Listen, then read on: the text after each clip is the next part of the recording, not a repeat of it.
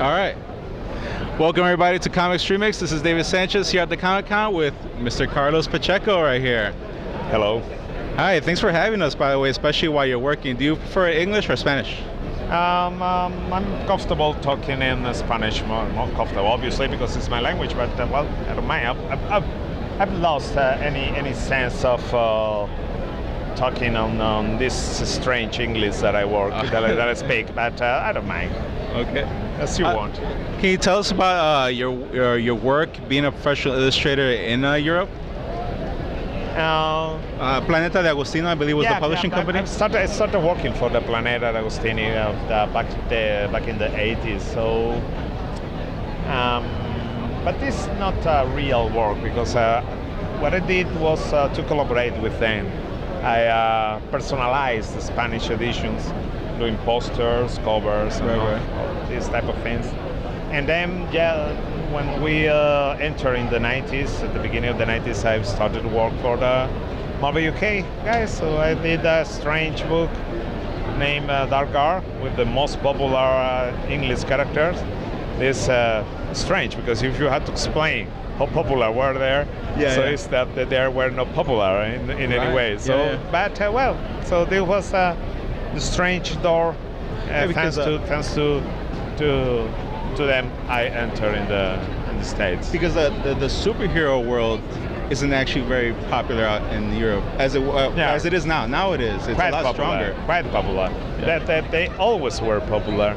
They're becoming more popular along the years, and right now, so maybe it's the most popular genre, comic genre in Europe.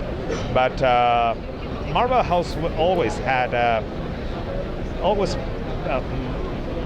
mark a profound mark in Europe. In Italy, France, even though France has a very solid and very well established personal comic market. Superheroes always were there, and in Spain, obviously. So Spain, Italy, Germany, and France. So is there a difference of how a Marvel character is written here than it is out in Europe? Like, are there really huge differences from working between here and out in Europe? The perception is totally different. So, to the point that even some characters that are very popular in the States are not popular in Europe. Like, and vice versa. For example, Punisher. I remember the Punisher was very popular back in the 90s. In the States, and Europe never had the same number of fans. So it was so big, like it was in the States. But there are subtle differences. Apart from that, the market. The behavior of the market is quite similar. It's quite similar, I would say. So from working in the big two, like Marvel and DC, you've pretty much touched on like all the power groups and all the core characters, basically. Yeah. Can you tell us who's your favorite one to be working on? Like, is there such a thing as like the favorite one? I always had some strange feelings with the characters I've worked. For example, working with X-Men or Avengers or Justice League, Justice Society, I always loved those characters. So I had a personal connection, emotional connection with them. But all the characters, like for example, even Superman, I never was very fond of Superman. Really? No, Superman was my cup of tea. Wasn't my cup of tea. So, but when the DC asked me to do the character, I took that like a sort of personal challenge.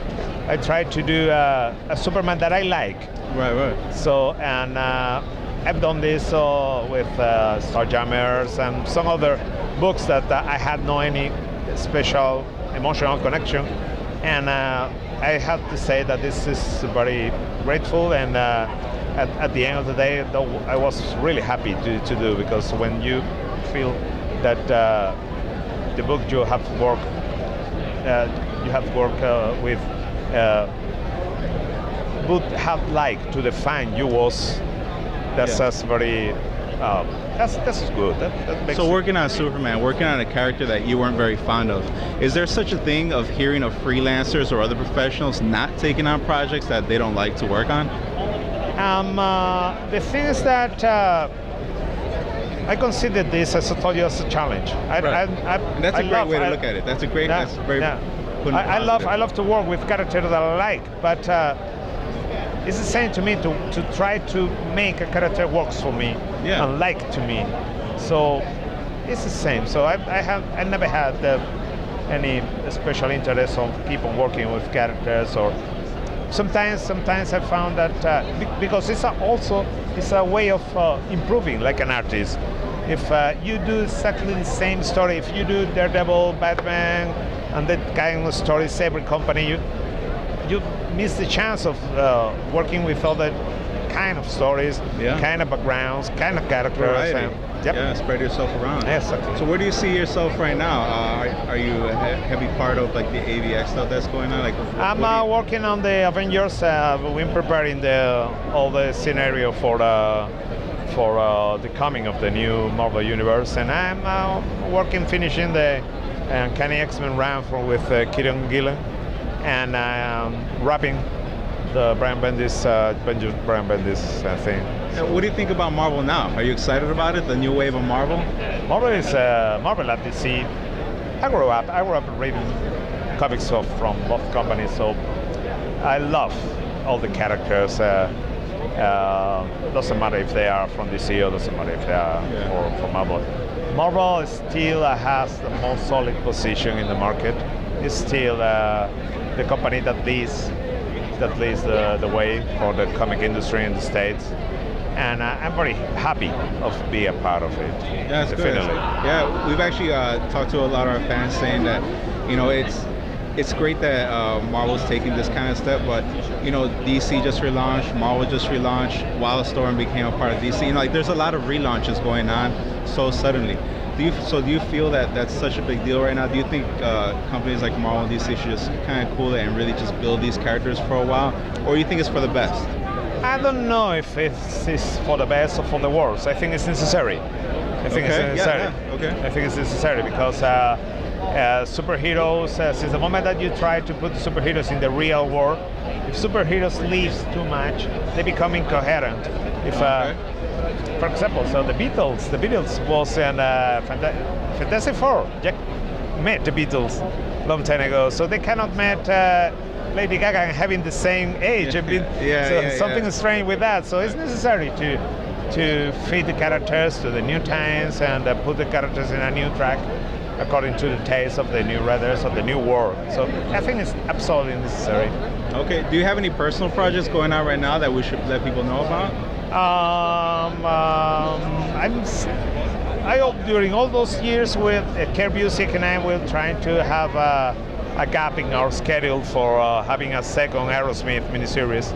And an Aerosmith? An Aerosmith miniseries. So we've been working, but for one reason or another, at the end of the day, we had to put this second Aerosmith miniseries aside.